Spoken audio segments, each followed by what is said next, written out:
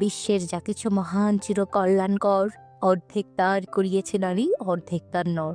এই বাণীটি ছোটবেলা থেকে শুনতে শুনতে আমরা বড় হই, কিন্তু যখন আমরা বুঝতে শিখি, বুঝতে পারি নারীরা সমাজে ঠিক কতটা পিছিয়ে রয়েছে। বিশেষ করে বিয়ে নামক সামাজিক বন্ধনের মাধ্যমে মেয়েদেরকে হাজার বছরের জন্য পিছিয়ে দেওয়া হয়।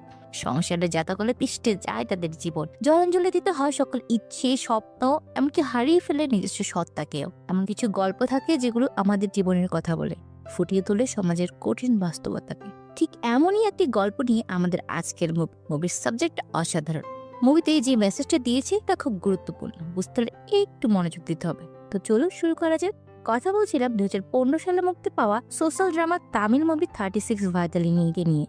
মুভির শুরুতেই আমরা দেখতে পাই মুভির female lead character Jyotika ma'am অর্থাৎ বাসন্তীকে। সে একটা ইন্টারভিউ বোর্ডে বসে আছে। অফিসার তার কাগজগুলো উল্টো পাল্টা দেখছিল। অফিসার একটু বিরক্ত হয়ে জিজ্ঞেস করলো তার বয়স কত। বাসন্তী বলল 36। একটু পর তারা জানায় তাদের রেকমেন্ডেশন 35, সে চলবে না। বাসন্তী বলে কিন্তু আমার তো সবে 36 হলো, এটা কি খুব বেশি? না, তারা নিবে না, কোনো কথাই শুনুন না। বেচারি বাসন্তী সেখান থেকে মন খারাপ করে চলে গেল।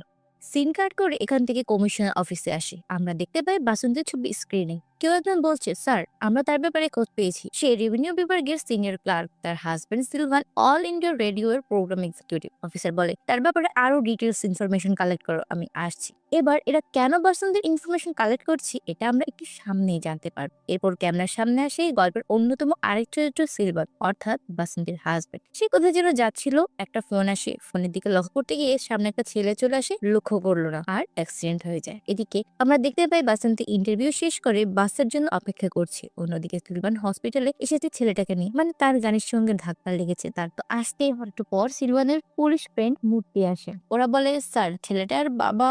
মূর্তি বলে, হ্যাঁ হ্যাঁ আমি জানি জানি, শোন ভয়ের কিছু নেই, শুধু ছোট্ট একটা মামলা হতে পারে, কাগজপত্র ঠিক আছে না তোর? সিলভান বলে সে এসব কোনো ধরনের ঝামেলা চায় না, কিছুদিনের মধ্যে জবের জন্য সে আয়ারল্যান্ড যাবে। এর মাঝে তার কোনো কেস মেস হয়ে গেলে ঝাড়া হতে পারে। তার বন্ধু বলে, তাহলে বাড়ির অন্য কারো ড্রাইভিং লাইসেন্স আছে? তখন সে বলে, আমার বইয়ের আছে। মূর্তি বলে, তাহলে তুই তোর বইটা কথা বল, সে যদি নিজের উপর দোষ নিয়ে নেয় তাহলে তো ঝামেলা হবে না।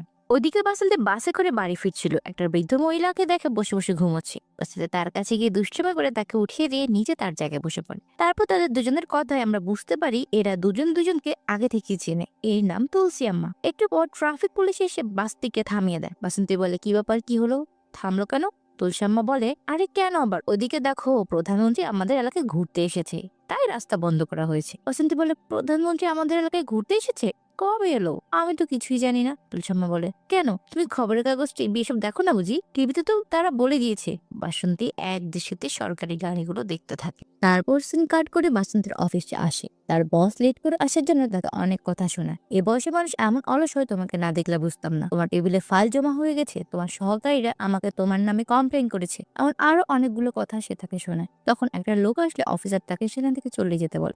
যাচ্ছে আর বলছে, রানীর বাচ্চা রানী, তোকে দেখে নিব। মানে যে তার নামে কমপ্লেন করেছে তার নাম রানী। ওই যে হালকা দেখা যাচ্ছে রানু মন্ডলের ছোট বড় মহিলা। টেবিলে এসে বসলে তার পাশের সিটে বসা বেস্ট ফ্রেন্ড গিরিজা রানীর ব্যাপারে তাকে বলে যে সে কি করেছে। তারপর দুই বান্ধবী মিলে তার নামে চুগলি করতে শুরু করে। এরপর সে একটা দাদু সমস্যা নিয়ে কথা বলছিল, আর ওদিকে ওই যে লোকটা এসেছে সে কথা শেষ করে বের হয়ে যাচ্ছে আর বাসন্তীকে দেখছিল। বেরিয়ে আসার পর আমরা বুঝতে পারি সে আসলে একজন পুলিশের লোক যে বাসন্তীর ব্যাপারে ইনফরমেশন সংগ্রহ করতে এসেছিল। এর পরের দিনেই আমরা দেখতে পাই বাসন্তী তার মেয়ে মিথিলার সাথে দেখা করার জন্য একটা রেস্টুরেন্টে গিয়েছে। মিথিলা তার মাকে একটা ম্যাগাজিন বের করে দেখায়। কি ব্যাপার, এটা কি? সে বলে, আমরা আয়ারল্যান্ড যাচ্ছি না, এটা শুনে ম্যাডাম না আমাকে এটা দিয়েছে। আমরা যেখানে যাচ্ছি তার আশেপাশে কি রয়েছে, কোথায় কি করা যাবে, আমার কলেজ কোনটা ভালো হবে, আমি এখান থেকেই সবকিছু ঠিক করতে পারবো। বাসন্তী বলে, এসব তো ঠিক আছে, কিন্তু আমি তো মনে হয় তোদের সাথে যেতে পারবো না, আমার তো প্রথমে একটা জব পেতে হবে। আজ যে জবের জন্য গিয়েছিলাম সেখানে বয়সের জন্য আমাকে রিজেক্ট করে দিয়েছে। কথা শুনে মিথিলার মুড অনেক খারাপ হয়ে যায়। সে তার মায়ের দিকে তাকিয়ে থাকে। এমন সময় ওইটার একটা কেক নিয়ে আসে যার উপর লেখা ছিল, হ্যাপি বার্থডে মা। আসলে আজ বাসন্তীর জন্মদিন, তাই তো তার মেয়ে তাকে বার্থডে সারপ্রাইজ দেওয়ার জন্য এখানে ডেকেছিল। কিন্তু মায়ের কথা শুনে সে তো অনেক রেগে যায়, তাই সেখান থেকে উঠে চলে যায়। একটা অটো নিয়ে একা একাই বাড়ির দিকে রওনা দেয়। বাসন্তী এক দৃষ্টিতে মেয়ে চলে যাওয়া দেখতে থাকে। এরপরে বাসন্তী গিরিজের সাথে ফোনে কথা বলছিল। অন্যদিকে পুলিশ কমিশনার তাদের সব কথা শুনছিল। দুজনের মাঝে নতুন করে আর কি কথা হবে? ওই যে রানী, তাকে নিয়ে কথা হচ্ছিল। গিরিজা বলে, আরে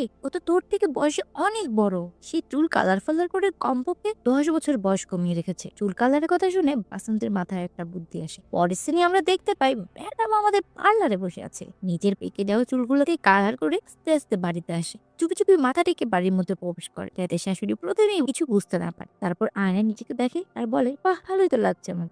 বাসন্তী বাড়ি ফিরে এলে তার শ্বশুর তাকে জিজ্ঞেস করে, কি বেটি আজ দেরি হলো যে? বাসন্তী বলে, অফিসে একটু কাজ ছিল বাবা, তাই দেরি হয়ে গিয়েছে। এরপর বাসন্তী তার শাশুড়ির সাথে বসে টিভি দেখছিল। তখন তার মেয়ে এসে চিৎকার করে বলতে লাগলো, তোমরা কি শুরু করেছো? এবার থেকে শান্তিতে একটু পড়তেও পারবে না? কথা বলে নিজের রুমে চলে যায়। বাসন্তীও মেয়ের পিছিয়ে পিছিয়ে যায়, বলে, আমার বয়স 36, সেখানে আমার দোষটা কোথায় বল? জবটা যদি পেয়ে যেতাম তাহলে তো আমরা চলেই যেতাম। 1 বছর আগে তোদের এই প্ল্যান কোথায় ছিল? তাহলে তো কোনো সমস্যা হতো না। মিথিলা বলে, মা যা তো এখান থেকে, স্বপ্ন তো তুমি দেখোনি, তুমি এসবের কি বুঝবে? বাসন্তী বলে, 13 বছর বয়সে স্বপ্নে তুই কি বুঝিস? এই বয়সে আমরা খেলে বেরিয়েছি, এত আধুনিকতা ভালো না। মিথিলার কোনো রিয়েকশন নেই। বাসন্তী খুঁজে একটা ম্যাগাজিন এনে বলে, দেখ, চিনিস ওকে? সুসান দেবী, আমার বেস্ট ফ্রেন্ড। কত বড় হয়েছে দেখেছিস? আমরা একসাথে কলেজে পড়তাম, আমাদের সময়ও স্বপ্ন ছিল। আমিও অনেকগুলো মেডেল, সার্টিফিকেট অর্জন করেছি। তোকে যে ফ্রিডম আমরা দিয়েছি, আমাদের মা বাবা কখনোই আমাদের সেই ফ্রিডম দেয়নি। মায়ের মুখে মুখে তর্ক তো দূরের কথা, উত্তর দিলেই পেটাতে শুরু করতো। আর তোরা? মিথিলা একটু বাঁকা করেই বলল, যাও তো, তোমার সাথে তর্ক করে আমি বুড়ো হতে চাই না। বাসন্তী আর কিছু না বলে মন খারাপ করে সেখান থেকে বেরিয়ে গেল। সিলভান এলে বাসন্তী তাকে বলে, তোমার মেয়ে মুখে মুখে তর্ক করে। সিলভান কথা মাথায় নেয় না। আরে ছাড়ো তো, বাচ্চা মানুষ। বাসন্তী বলে, তুমি আমার চুলের দিকে নজর দাওনি? আচ্ছা, কি হয়েছে তোমার চুলে? বাসন্তী ঘুরে দেখায় সে কি করেছে, কিন্তু তার স্বামীর কোনো রিয়েকশন নেই। বাসন্তী বলে, কি হয়েছে, ভালো লাগেনি? ভালো না লাগলে সমস্যা নেই, আবার উঠানো যাবে, তুমি বলো। সিলভান বলে, না না ঠিক আছে, ভালো লাগছে। বাসন্তী বলে, আমি যে চাকরিটা পাইনি তার জন্য কি তুমি মন খারাপ করেছো? সিলভান বলে, না, একবার ফেল হয়েছে তো কি হয়েছে, পরের বার হয়ে যাবে। এরপর মুখটা শুকিয়ে শুকিয়ে সিলভান বলে, একটা তো ঝামেলা হয়ে গিয়েছে। কি হয়েছে? আমি অফিসে যাওয়ার সময় একটা বাচ্চা গাড়ির সামনে পড়ে গিয়েছিল। বাচ্চাটার কিছু হয়নি, তবে মামলা তো হতেই পারে। এতদিন অপেক্ষা করার পর অবশেষে যখন ভিসাটা পেতে চলেছি, এমন সময় এরকম ঝামেলা হলে তো বিপদে পড়ে যাব। বাবার ড্রাইভিং লাইসেন্স থাকলে বাবা নিজের নামে মামলাটা নিয়ে নিত, কিন্তু বাসন্তী বলে, আমার তো ড্রাইভিং লাইসেন্স আছে, তাহলে আমি মামলাটা নিয়ে নিই। সিলভান বলে, আরে না না, এইটা কিভাবে হয়? এই তো মনে মনে তো এটাই চাইছি। বাসন্তী বলে, কোনো সমস্যা নেই, লাইসেন্সটা তো এই সময় একবার কাজে লাগুক, তুমি টেনশন করো না। সিলভান সাইডে গিয়ে তার বন্ধু মূর্তিকে ফোন দেয়, বলে, কাজ হয়ে গেছে। বাসন্তী রাজি হয়েছে, তুই সব ব্যবস্থা। পরের দিন কাট করে পুলিশ স্টেশনে দেখানো হয় সিলভান বাসন্তীকে নিয়ে এসেছে। পুলিশ অফিসার বাসন্তীর ড্রাইভিং লাইসেন্স দেখিয়ে জিজ্ঞেস করে, এটা কার? বাসন্তী বলে, আমার। অফিসার জিজ্ঞেস করে, কি করেন আপনি? বাসন্তী বলে সে কি করে। তারপর অফিসার বলে, দেখুন তো, ছবিটার সঙ্গে কি বাস্তবের কোনো মিল রয়েছে? আরো 2 বছর আগে এটার মেয়াদ শেষ হয়ে গিয়েছে। সিলভান বলে, স্যার, মূর্তি আমার ফ্রেন্ড। অফিসার বলে, যারা অপরাধ করে সবারই এমন পরিচিত একজন ফ্রেন্ড থাকে। আর কিছু বলার আগেই সেখানে এক সিনিয়র অফিসার আসে, আর পুলিশ কাকু সেদিকে ব্যস্ত হয়ে পড়ে। বাড়ি ফেরার সময় দুজনে চুপচাপ বসে থাকে। একটু পর তার বন্ধু মূর্তির ফোন আসে। সিলভান তাকে বলে, আর কি হবে, তোর কথা বললাম, কিন্তু কথাই শুনলো না। ঝামেলা তো আরো একটা হয়ে গেছে। লাইসেন্সের মেয়াদ 2 বছর আগেই শেষ হয়ে গেছে। ম্যাডাম সেটা জানতোই না। মূর্তি বলে, ওর জন্ম তারিখ কত কে জানে? সে নিজেও জানে না। রাশিতে একটা, আইডি কার্ডে একটা, সার্টিফিকেটে আরেকটা, যত সব। এখন আবার চুল কালার করে ক্লাস 10-এ ভর্তি হতে চলেছে। আমার আর বাহিরে যাওয়া হবে না রে, তুই ছাড়। চুল কালারের কথাটা বাসন্তীর বেশ খারাপ লাগে। তার ভালো লাগেনি সেটা তো কালকেই বলতে পার। বাড়ির কাছে এসে যেতে যেতে সিলভান বাসন্তীকে অনেক অপমান করে। তার বাহিরে যাওয়া হচ্ছে না বলে সে নাকি ইচ্ছে করে এমনটা করেছে। রান্না বান্না আর খাওয়া ছাড়া সে নাকি কিছুই জানে না। দুজন বলে, সুন্দরভাবে জীবনযাপন করা আমার কাছে অন্য কিছু। আমি চাই ভালো এলাকায় আমার একটা সুন্দর বাড়ি হোক, আমরা ভালো প্রতিবেশী পাই, যাতে আমার সন্তান একটা ভালো পরিবেশে বড় হতে পারে। অন্যের ওয়াইফরা তাদের বলে কিভাবে ড্রেস পরতে হবে, কিভাবে নিজেকে ইমপ্রুভ করতে হবে। তারা একসাথে নিজেদের ভবিষ্যৎ নিয়ে আলোচনা করে। আর আমি বাড়ি থেকে বের হলে 4টা কল আর 7টা মেসেজ পাই। পেঁয়াজের দাম কমেছে, টমেটো শেষ হয়ে গিয়েছে, অথবা স্কুলের ফি দিতে হবে, এসব কথার জন্য। বাসন্তী বলে, বিয়ের 14 বছর পর এসে তুমি আমাকে এগুলো বলছো? আমি কি এসব নিজের খুশির জন্য করি? আমি মনে করি সকলের খেয়াল রাখাটা আমার দায়িত্ব। আমি কালকে অথবা আজকে কি রান্না করব, এটা আমার জন্য অনেক বড় একটা ব্যাপার। শর্ট বাজেটে ফ্যামিলি চালাতে গেলে সবজির দাম কখনো কখনো অনেক বেশি ম্যাটার করে। আমার তো কিছু চাওয়া পাওয়া রয়েছে, স্বপ্ন রয়েছে। তিলন তাচ্ছিল্যের সুরে জিজ্ঞেস করে, তা কি তোমার স্বপ্ন? ঘুমিয়ে যাবার পর মানুষ যা দেখে সেটাকে স্বপ্ন বলে না বাসন্তী। স্বপ্ন হচ্ছে সুন্দর ভবিষ্যতের একটা ভিশন, যা তুমি কখনোই দেখো না। এমন সময় বাসন্তীর মোবাইলে পুলিশ কমিশনারের অফিস থেকে কল আসে। বাসন্তী সিলভানকে বলে, কমিশনার অফিস থেকে ফোন দিয়েছে, কাল 10টায় যেতে বলেছে। সিলভান বলে, তুমি যাও, আমি যেতে পারবো না। বাসন্তী বলে, কিন্তু আমি কিভাবে যাব? ওরা কি বলবে না বলবে? না, সে যাবে না। তারপর তারা বাড়ি ফিরে আসে। কাকু ছেলে বউকে দেখে বুঝতে পারে তাদের মধ্যে কিছু একটা সমস্যা হয়েছে। এরপর আমরা দেখতে পাই দুজনেই ছাদে দাঁড়িয়ে আছে। বাসন্তী বলে তারা কি প্রশ্ন করবে আর আমি কি বলবো কিছুই তো জানি না। সিলভান কিছু বলে না। এর মধ্যে তার বাবা এসে জিজ্ঞেস করে কি ব্যাপার, কি হয়েছে। বাসন্তী বলে বাবা মামলার ব্যাপারটা নিয়ে কমিশনারের অফিসে যেতে বলেছে, কিন্তু আপনার ছেলে বলছে ও আমার সাথে যাবে না। বাবা বলে কি বলছিস এসব। সিলভান বলে ও কি ছোট বাচ্চা যে হাত ধরে নিয়ে যেতে হবে। বাবা বলে সে কি বিয়ে বাড়িতে যাচ্ছে, ওটা একটা থানা, একটা মেয়ের জন্য এটা কতটা সাহসের ব্যাপার তুই জানিস, তুই কেন যাবি না। সিলভান তার বাবার উপর রেগে যায়। সে বলে তাদের পারিবারিক ব্যাপারে কেন কথা বলছে। কাকু বলে আরে আমি কথা না বললে কে বলবে, তার তো মা বাবা নেই, এখানে তো আমাকেই কথা বলতে হবে।